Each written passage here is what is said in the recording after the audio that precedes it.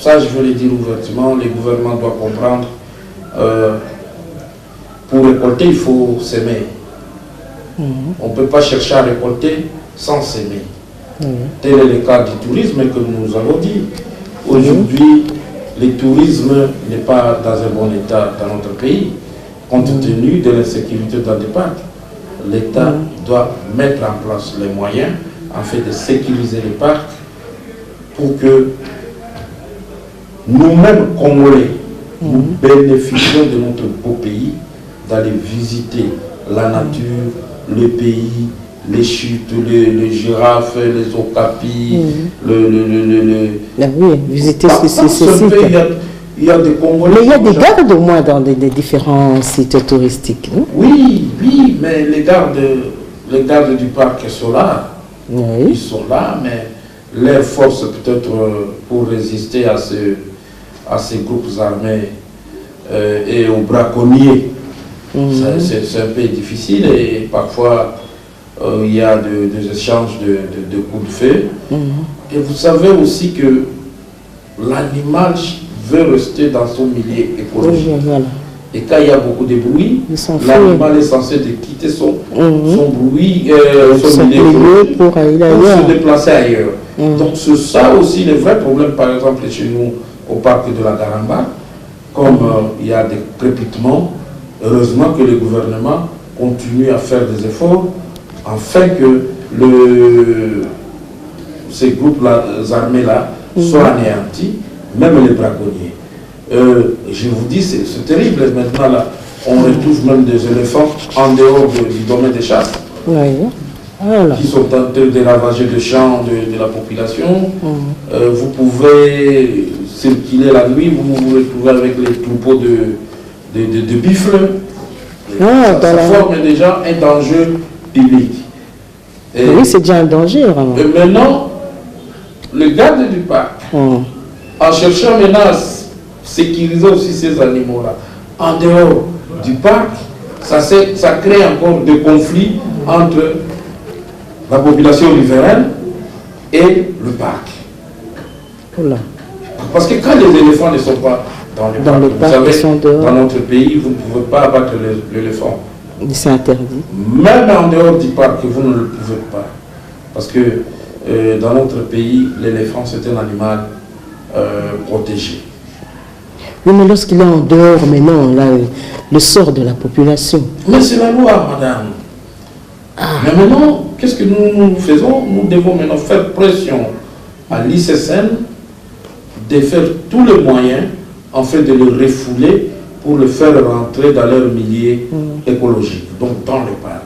Sinon, ça va constituer des grands conflits et ne soyez pas surpris. Par exemple, dans mon territoire, peut-être prochainement, on peut avoir des procès au niveau des tribunaux contre les parcs. Parce que moi aussi, en tant que député, je ne peux pas accepter quelqu'un qui fait un grand champ, par exemple de paddy ou de maïs, à une seule nuit, les bêtes sauvages viennent en dehors du domaine des chasses, donc ramasser tous les champs dans une seule nuit. Vous voyez, qu'est-ce que vous rendez à ces paysans? Donc ça fait un problème. Mais on me parle aujourd'hui de tous ces parcs qui sont aujourd'hui des patrimoines mondiaux de l'humanité. Alors, quelle serait votre réaction par rapport à cela? Là, c'est vraiment la politique du gouvernement. Moi, je crois que notre gouvernement doit revoir sa façon de traiter avec les organismes internationaux. Aujourd'hui, nos parcs sont menacés. Quand nos parcs sont menacés, il y a des forces négatives, armées, dans les parcs. On ne parle pas du patrimoine mondial. On ne parle que du gouvernement congolais qui doit faire les efforts afin de sécuriser, de bouter dehors ces groupes armés. On n'a aucune aide de communauté internationale là-dessus. Mais quand le Congo veut exploiter quelque chose sur son sol, non, n'exploitez pas, c'est le patrimoine mondial. Là, en tout cas, je ne suis pas d'accord avec cette façon de faire. Allez dans le parc de la Garamba, la LRA, le Moro, tout le monde dans les parcs, les animaux sont insécurisés. Et quand il faut les bouter dehors, ce n'est que le pays, seul le gouvernement qui met les moyens, qui met la force pour bouter. Et vous savez les opérations militaires combien ça coûte pour le pays. Mais là, on ne parle pas de patrimoine mondial. Moi, à mon entendement, plus simple que ça, je pouvais comprendre que ce patrimoine mondial, ça n'appartient plus au Congo, ça appartient au monde. Ok? Et quel est l'apport maintenant de ce monde-là à sécuriser ces parcs-là? Vraiment, vraiment. Voilà, voilà.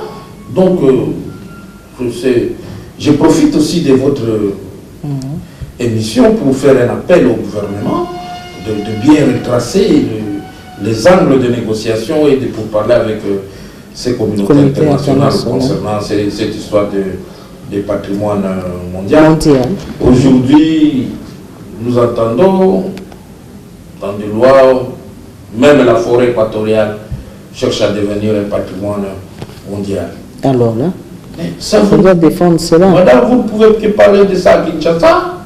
Vous ne pouvez pas aller dans un village là-bas, interdire les gens à couper le bois, par exemple. Mais pourquoi cela? Vous savez, il y a des mamans là-bas qui n'ont jamais préparé même avec la braise. On n'a pas de courant. Ils n'ont jamais vu les réchauds. Ok? Ils vivent pour construire la maison, ils doivent couper les bois pour préparer la nourriture. Sinon, on veut faire revenir ces mamans-là à l'Antiquité, là où les gens dormaient sous les arbres, mangeaient la viande crue ou le feuillet cru. Alors, si on est dans la mondialisation, si on veut que ce soit le patrimoine mondial, quelle est la contribution maintenant, ok, pour cette protection de l'humanité que nous contribuons, quelle est leur contribution pour notre pays. Voilà. Mais lorsqu'on parle de la déforestation, là, mais il y a également le reboisement. S'ils doivent couper les arbres, utiliser le bois, on doit songer à en planter. Oui, pour le reboisement, c'est un problème d'administration. Il y a des territoires en République démocratique du Congo, il n'y a plus d'arbres actuellement. Mais il y a des territoires, chez nous, nous avons encore des galeries forestières. On est en train d'exploiter. Il y a l'exploitation artisanale de bois. Il y a aussi l'exploitation semi-industrielle. Mais ces gens-là payent les taxes de l'environnement. Ils payent aussi les taxes de la reconstitution de la nature. On se demande où on est en train de reconstituer cette nature. Parce que si on coupe les arbres chez nous et que ces gens-là contribuent pour le reboisement, on doit reboiser d'abord chez nous. D'abord chez vous? D'abord chez nous, ça ce n'est que logique. D'où est venu l'argent? C'est parce qu'on a coupé les arbres chez nous. Voilà.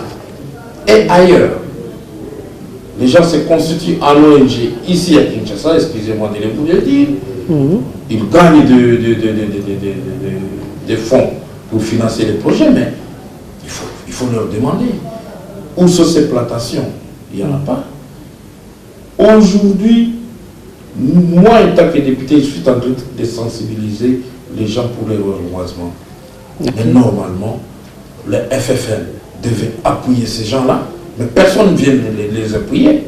Non, non, non. Voilà. Personne pour les encadrer, personne pour les appuyer. Alors, ce sont des théories dans des grands hôtels, dans des hôtels du fleuve. Rendez-vous sur place là-bas. Si c'est à Kakobola, rendez-vous à Kakobola. Si c'est à Kipese, il faut descendre sur place. Le ministre allez à Kipese voir ces gens-là. Ce sont ces gens-là qui travaillent, pas à Kinshasa. Voilà. C'est ça la réalité. C'est ça, oui. Moi, je demande en tout cas plus aux gens qui sont au gouvernement de chercher à faire les praxis. Ok? de ne pas décider sur le sort du Congo dans leur bureau. Ça, c'est une erreur grave. Descendre d'abord sur le lieu et se rendre compte. Sur le lieu. Oui. Oui. Parce qu'on ne peut pas comprendre qu'on ait des ministres qui sont incapables de citer seulement 5 noms du territoire qui compose la République démocratique du Congo. Là, ça ne va pas. Un ministre national qui ne sait pas qu'il y a, par exemple, un territoire qui s'appelle Yakoma. Il ne connaît pas qu'il y a un territoire qui s'appelle Faraj. Il ne connaît pas le territoire de Bambessa, c'est où? Le territoire de Sakanya. Il ne connaît pas. Ah, c'est un et problème. aussi, madame, il faut aussi l'enseignement. Nous, on a connu d'autres noms quand on était à l'école primaire. Hein? On lisait les bandes dessinées, Mami Wata à Lodja. On connaissait que Lodja, c'est un coin de la République démocratique du Congo. Hein? Un sorcier à Louosi. On découvre vraiment qu'il y a Louosi qui existe quelque part. Il y a beaucoup de